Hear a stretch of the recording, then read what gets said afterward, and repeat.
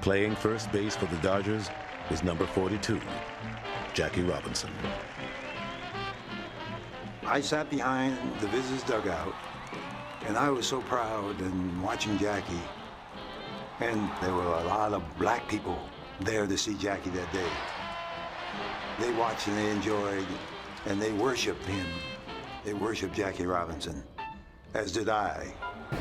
Hey Wayne, good to see you again. Hey, last year you showed me some amazing stuff with Billy Martin and Joe DiMaggio, some stuff you picked up from Japan. 1951. Oh, wow. When he was going to play with the Joe DiMaggio. That's the one I was looking at myself. Yeah. So this is actually the...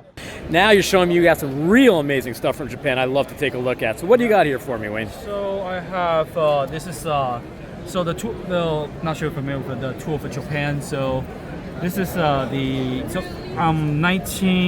it's 1929, that's the first tour for Japan. So back in 1939, the major team was same like either the All-Star team or back in the time is San Francisco SEAL team to play a little like international series with the Japanese league. So was this Jackie Robinson's first visit to Japan? yes, okay. And that's actually that's right before he retired, because he retired on 56 after 56. Gotcha. So this is and they usually do that at the end of the year. So this is actually his after the World Series. They sent the Brooklyn Dodger to Japan to play the tour of Japan series. Right. So this is actually his autograph from that, and also on this one. Do these tours of Japan benefit both leagues because of maybe player trades and the potential of seeing different players in different countries? I think it does benefit it, but maybe since now we have the internet, the information is more free flowing. It's not. I would say maybe it's not as much. Right.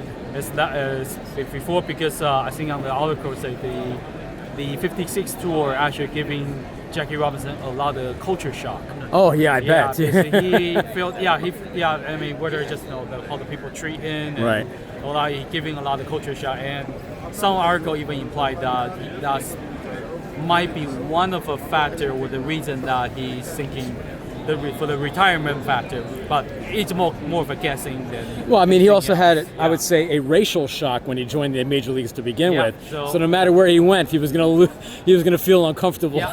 Well, I'm not sure. He just say shocked. I think the article say he's shocked, but didn't say it's a uncomfortable one or the good one, or the feel good one. Because the Babe Ruth do on the 34 tour, Babe Ruth say he really enjoyed the trip to Japan. Actually, on the 34, the fun fact on the 34 tour is after tour, I think everybody leave immediately. But the Babe Ruth and his wife did stay in Japan for, I believe, for 2 months. Oh well, I'm sure he ate and drank his brains out the whole time. Did you see the thing the other day about Babe Ruth's diet? I'm gonna pull it up. Bro. Breakfast was a pint of whiskey mixed with ginger ale, then steak, 4 eggs, fried potatoes, and a pot of coffee. Okay. For an afternoon snack, it was 4 hot dogs, each washed down with a Coca-Cola. Oh my God. I like that. I can get down with that. He had an early supper and a light supper, each the same. 2 porterhouse steaks, 2 heads of lettuce drenched with blue cheese dressing, and 2 platefuls of college fried potatoes, then 2 apple pies. Oh my God. In between the 2 suppers, he had 4 more hot dogs and 4 more bottles of Coca-Cola. Dude, who works harder than his asshole? Right. So that's more smaller stuff, but like I do a lot of tour for Japan, like ticket. So I have this one. It's a 1931. Okay. Unfortunately, I don't have the biggest one, which is the 1934. That's the one with the loaded with like all Hall of Fame roster with the Babe Ruth, Lou Gehrig and everything like that. Wow. Yeah. So but I have these all the way from and these 41 to 68. Wow. 68, and I think I even got some of them with I think that's the one with George Brett. Now, what kind of collector here, let's say in the States, would you find? Like, would you find American collectors wanting stuff like this? Yeah, I think I've been selling those for like this is more for art stuff, which is stuff I deal with a lot. But I do find some people would like those kind of art stuff, and especially the people who appreciate the history of baseball. They will be liking the stuff like that. Absolutely. Yeah. Well, regardless of what you showed me here, I'm looking at a lot of these cards, and I see a lot of these cards, and pricing necessarily hasn't been fluctuating too much. They seem to be quite steady these days. Yeah, the vintage has always been. The price on vintage has always been stable, and especially. So those are the actual Japanese vintage card from Japan. Okay. On the 80s, they do have they call it since New Japan Pro Wrestling League. Right, of course. So yeah. a lot of like the big name like Andre Giant, Hogan. Right. They do went to Japan to play, and there's a lot of their photo and stuff. クボックウィンクルと対戦した、AWA 世界ヘビー級チャンピオンシップ、ここでですね完全ホールしたんですねチャンピオンを、しかしですね出たこれですアクスボールがもう一回か2発目ですね。2発目はかろうじてかわした2発目はアンドレのジャイアントがかわしたもつれてリングした And these Mickey Mouse, Popeye, those Betty are Boop? like 19th.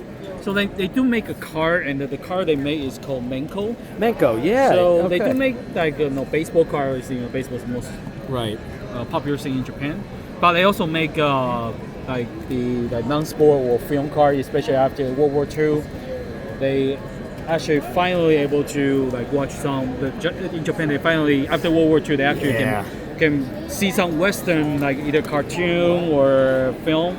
So after they start making some of the cars, so that you can see those. Are What like is this 48. Napoleon Bonaparte card? I'd never seen this before. So that's the car. Actually, that's the car I got along with the Babe Ruth poster car. It's the same set. Unfortunately, I don't have the car with me, but there's a car for the Babe Ruth set. Fascinating. And just they have like a lot of historian like figure or the president. I have a lot of the Menko card with like George Washington. Oh, really?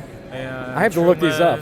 and stuff like that. So what is your most valuable baseball card you have sitting here today? The Babe Ruth car as well. Well, Babe Ruth kind of the car. So I didn't cut it off, but it's 1929. The bromide. That's another Japanese. Not a type of Japanese car. It's called bromide. So that's another bromide car with on the year they have. This is actually.